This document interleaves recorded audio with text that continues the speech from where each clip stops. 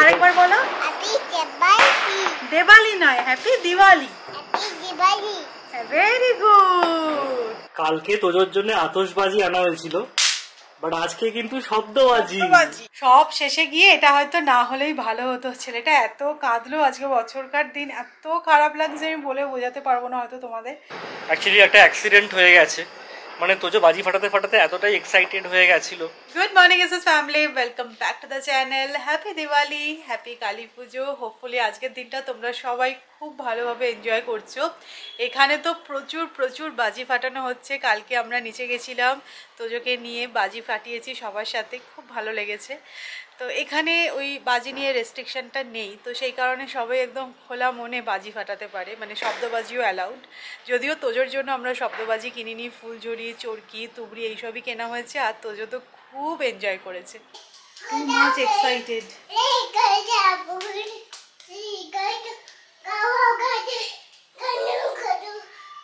একটু দাঁড়িয়ে যা, হাঁপিয়ে গেছিস।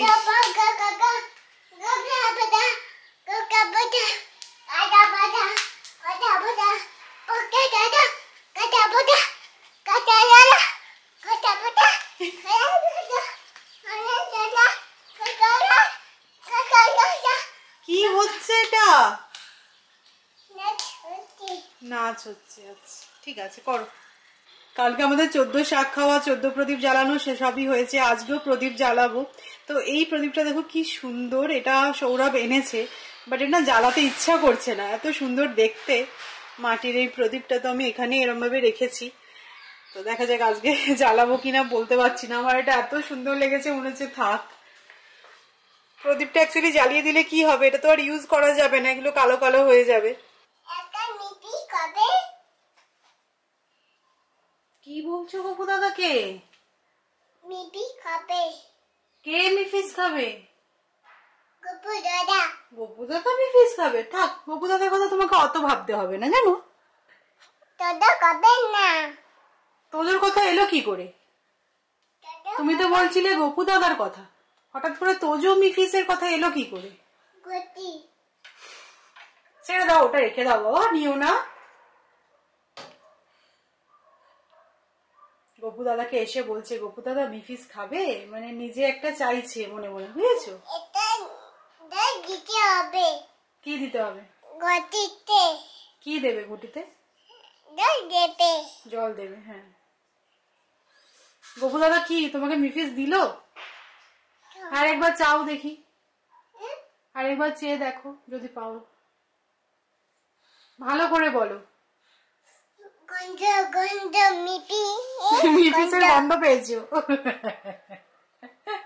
কালী পুজোর দিন আমরা ডিসাইড করেছি আমরা ফুল ফ্যামিলি মিলে বিরিয়ানি বানাবো, তাই তো? তোজো কি করছে এখানে? হ্যাঁ, তোজো আলুটা প্রিপেয়ার করতে আমাকে হেল্প করে দিচ্ছে। তোজো কি বিরিয়ানি খাবে? তোজো বিরিয়ানি খাবে?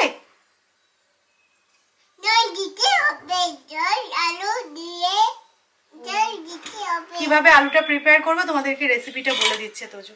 আজকে বহু দিন পর আমি বাড়িতে বিরিয়ানি বানিয়েছি। আমি লাস্ট কবে বিরিয়ানি বানিয়েছি আমার মনেও পড়ছে না। মাঝে আমরা ফ্রিকুয়েন্টলি বিরিয়ানি বাড়িতে বানাতাম, খেতাম, এর মধ্যে একদমই বানানো হয়নি। তো আজকে ডিসাইড করে নিয়েছি যে দুবেলার একসাথে বিরিয়ানি বানাবো।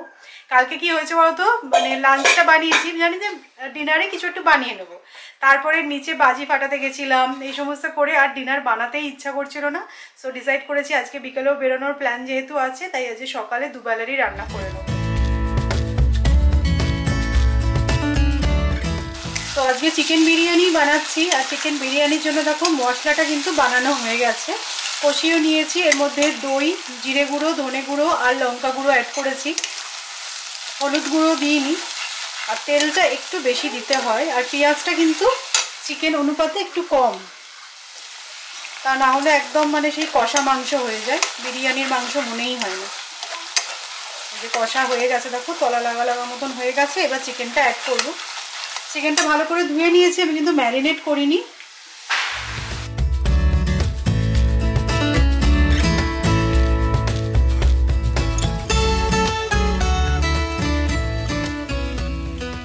চাপা দিয়ে মাংসটা কুক করবো। আর এদিকে দেখো আমি বিরিয়ানির রাইসটা বসিয়ে দিয়েছি।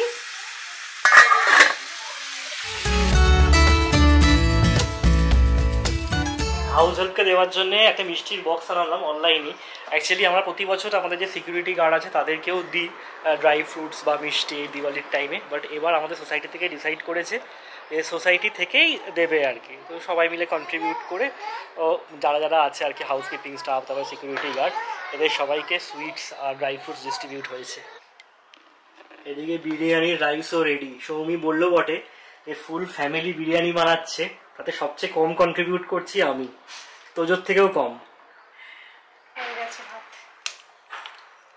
চাপা দিয়ে চিকেনটা আধ সেদ্ধ হয়ে গেলে এর মধ্যে অ্যাড করে দেবো স্বাদ মতো নুন, আর অ্যাড করবো বিরিয়ানি মশলা। আমি সবসময় বিরিয়ানি মশলা কিন্তু শানেরই ইউজ করি, খুব ভালো হয়। আর শানের এই স্পেশাল বম্বে বিরিয়ানিটা ট্রাই করে দেখো, এটা কিন্তু সবচেয়ে বেশি ভালো।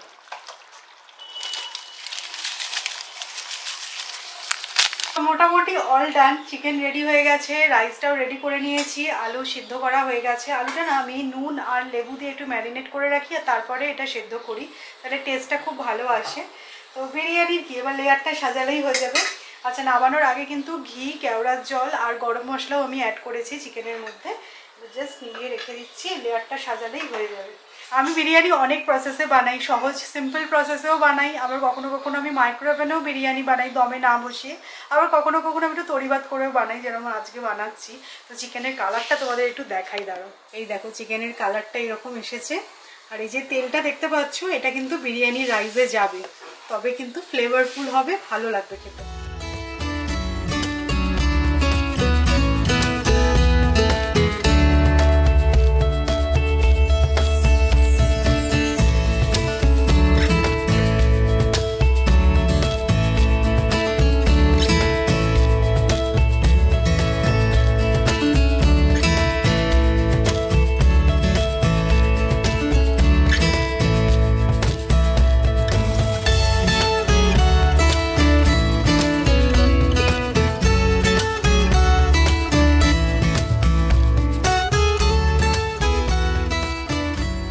এই যে বিরিয়ানি রেডি হয়ে গেছে, লেয়ারটা সাজিয়ে নিয়েছি, এবার এর উপরে ফয়েল দিয়ে ভালো করে মুড়িয়ে নেব আর তারপরে দমে বসাবো।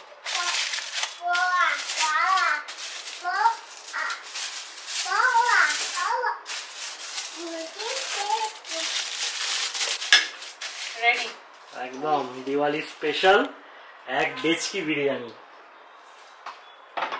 রান্না হয়ে গেছে। এবার আমি একদম টাটকা টাটকা বাসন মেজে নিলাম, কারণ মাসি এসেছিল, বললো কালকে আসবে না, কালকে হচ্ছে এখানে গোবর্ধন পুজো, তো সেই কারণে কালকে আসবে না, তারপরের দিনকে আসবে, তারপরের দিন আবার আসবে না।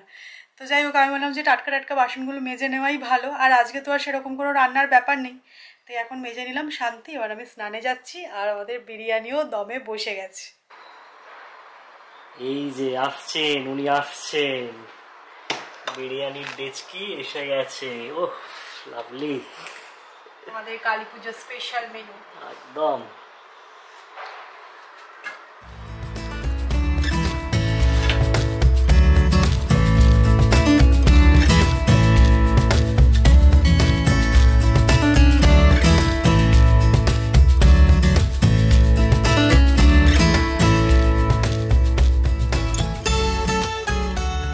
বিরিয়ানিটা দেখতে যে কতটা ভালো হয়েছে সেটাও তোমরা দেখতেই পাবে, বাট খাওয়ার রিভিউটা আমিই দেবো।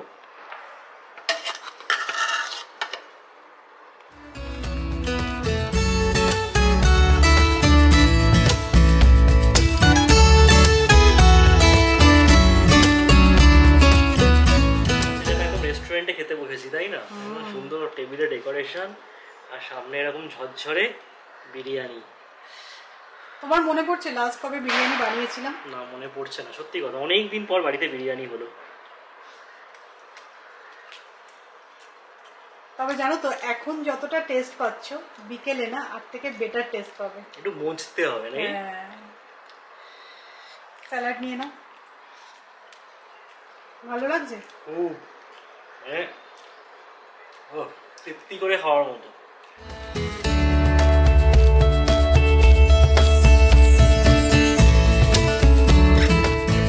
বিরিয়ানিটা সিরিয়াসলি এতটা ঝরঝরে হয়েছে আর এতটাই ফ্লেভারফুল হয়েছে না, দারুণ দারুণ দারুণ।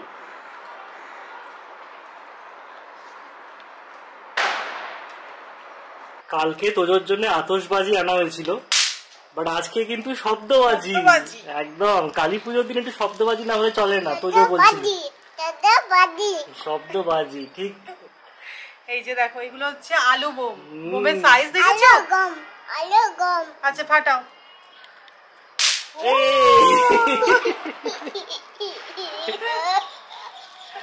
তোজো খুব এনজয় করছে এবারে বাজি ফাটানোটা। আমাদের ছোটবেলায় ওই আলু বোম গুলো পাওয়া যেত, বাট এত ভালো ফাটতো না। এগুলো বেশ সুন্দর, যা মানে জিন্স। জোরে ফেল, জোরে ফেল। আইসা কোন থেকে ফাটলো এটা? এই নাও।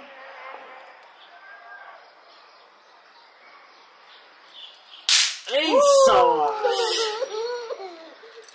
আস্তে। এই নাও।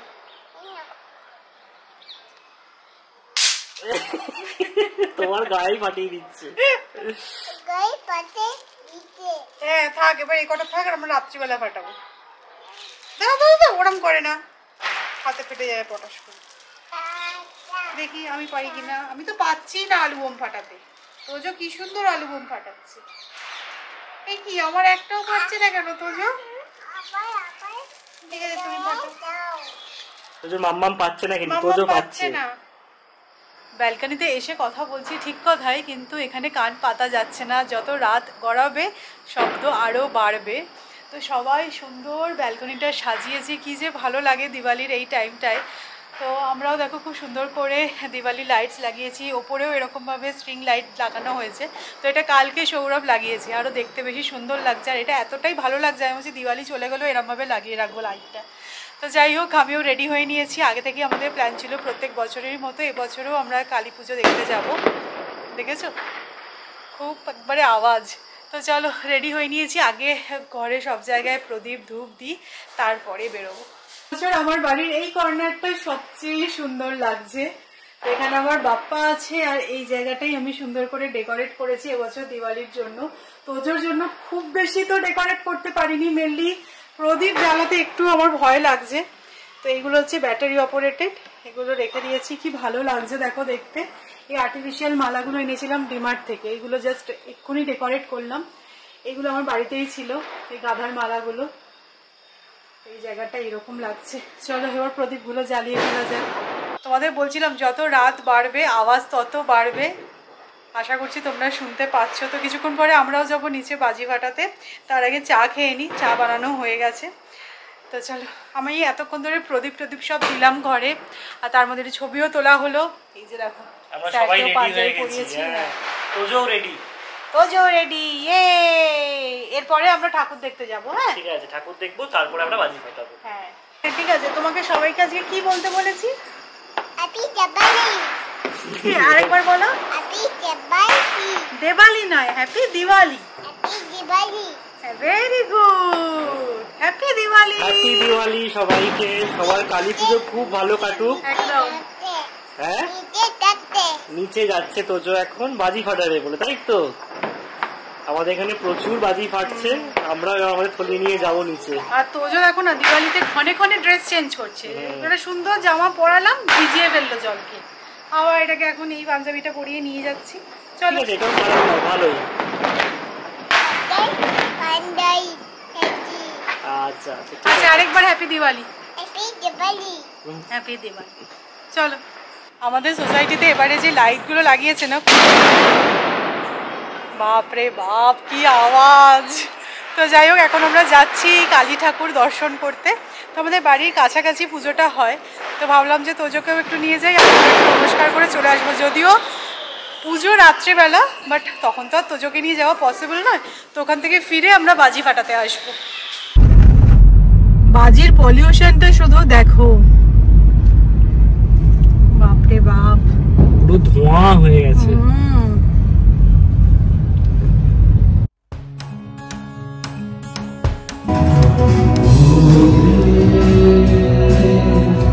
এখানে জোর কদমে ফাংশন চলছে।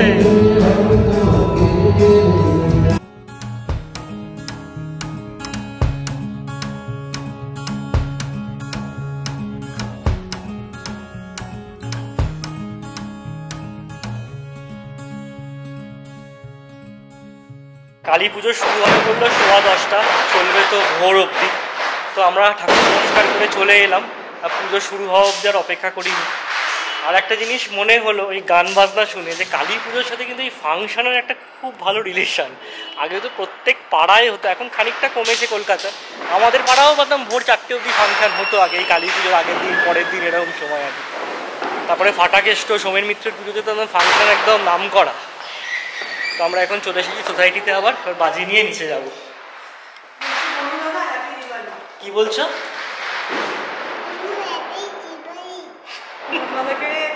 উইশ করেছে।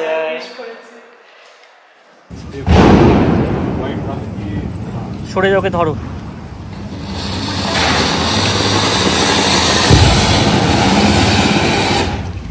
বারে বা, তোর এটা কি হলো রে?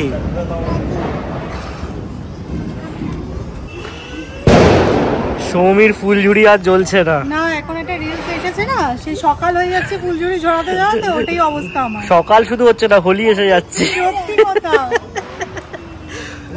কখন ধরবে ফুলঝুরি?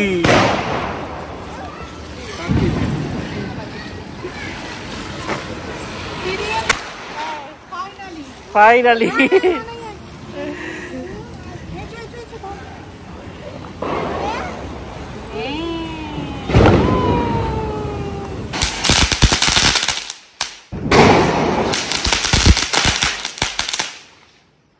এখানে সোসাইটির সমস্ত বাচ্চাই এসেছে, মানে সমস্ত নয়, হ্যাঁ, অনেক বাচ্চা এসছে আর কি। একসাথেই সবাই মিলে বাজি ফাটানো হচ্ছে।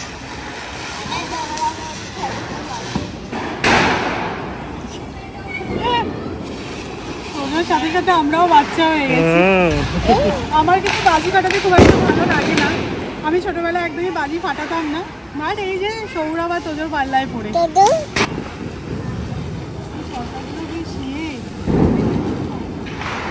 অনেকক্ষণ করে জ্বলছে চরকাগুলো।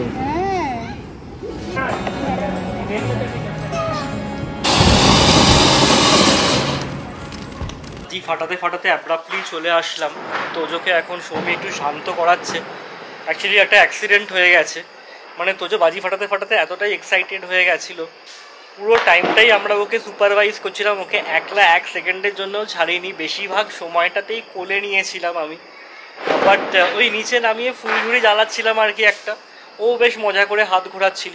তো বাঁ হাতে ফুলঝুরিটা ছিল, আমি বাঁ হাতটাই ধরেছিলাম। ফট করে কখন ডান হাত দিয়ে ফুলঝুরি যে অংশটা পুড়ে গেছে ওই জায়গাটা ধরে নিয়েছে। মানে আমি তো কল্পনাই করতে পারিনি যে এই কাজটাও করতে পারে। মানে বাঁ হাত আমি ধরে আছি, আমার হাতের ওপর দিয়েও জাস্ট ফুলঝুরিটা ধরে আছে, ওই যে ডান হাতটা বার করে ফুলঝুরিটাকে ধরতে যাবে, আর তোমরা বুঝতেই পারছো মানে কতটা গরম থাকে, হাতটা গেল পুড়ে। মানে সব কিছু এত ভালো হচ্ছিল, এত এনজয় করছিল, তারপরে এটা জাস্ট এক্সপেক্ট করিনি। সৌমি এখন গেছে তোজোকে শান্ত করতে, ওর নিচে সাংঘাতিক কাঁদছিল, যেটা হওয়ারই স্বাভাবিক। দেখলাম এই জায়গাটা ফসকা পড়ে গেছে। এত আফসোস লাগছে না, বলে বোঝাতে পারবো না, নিজের চোখের সামনে হয়েছে তো। আর পুরো টাইমটা ওকে আমরা পুরোপুরি খেয়াল রেখেছিলাম, বাট কোথায় গিয়ে যেটা হয়ে গেল মিস্টেকটা বুঝতেই পারলাম না। সব শেষে গিয়ে এটা হয়তো না হলেই ভালো হতো। ছেলেটা এত কাঁদলো আজকে, বছরকার দিন, এত খারাপ লাগছে আমি বলে বোঝাতে পারবো না হয়তো তোমাদের। এতটা সাবধানে থেকে, এতটা সাবধানে রেখেও এই ঘটনাটা ঘটলো। তো যাই হোক, জানি দেখো বাচ্চা মানুষ কত এরকম কাটবে ছড়বে, কিন্তু তাও বলে না মায়ের মন, কি করব বলো।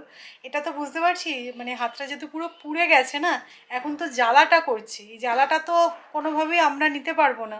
কিছুক্ষণ জ্বালা করবে, আমি টি ব্যাট লাগালাম, আমার কিছু মাথা কাজ করছে না, তো সেই জন্য ওটাই বাড়িতে ছিল, ওটাই লাগিয়েছি। এখন একটুখানি কার্টুন চালিয়ে দিয়েছি, মাইন্ডটা ডাইভার্ট থাকবে, তো সেই কারণে এই আর কি, খুব খারাপ লাগছে। এই যে তোজোর হাতের এই জায়গাটা লেগে গেছে, এখানে হালকা ফোসকা পড়েছে, ব্যথা আছে? আগুন আগুন আগুন। আগুন তো তুমি ধরতে গেলে কেন বলো? মানে ধরার কোনো দরকারই ছিল না। এত কষ্ট হচ্ছে না, ছোট্ট হাত। ঠিক হয়ে যাবে বাবা, ওষুধ লাগিয়ে দিয়েছি, ঠিক হয়ে যাবে।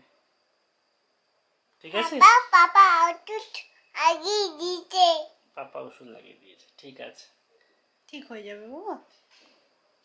ওষুধ থাক, ওষুধ থাক, তুমি ঘুনু করো, ঘুনু পড়লে ঠিক হয়ে যাবে। প্রায় 11:15 তোজো ঘুমিয়ে গেছে, আমরাও ফ্রেশ হয়ে নিলাম।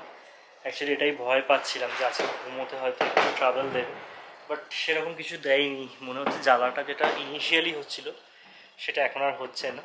তো যাই হোক, ব্লগটা শুরু করেছিলাম খুব হাই নোটে, লাস্টে এসে কী সব হয়ে গেল।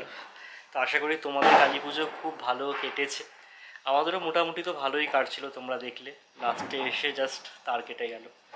তো চলো, আজকের ব্লগটা যদি ভালো লেগে থাকে তাহলে অবশ্যই করে লাইক করো, শেয়ার করো, আর যারা নতুন দিচ্ছ প্লিজ চ্যানেলটাকে সাবস্ক্রাইব করো। আবার নেক্সট ইন্টারেস্টিং ব্লগে দেখা হচ্ছে, ততক্ষণ টাটা, গুড নাইট।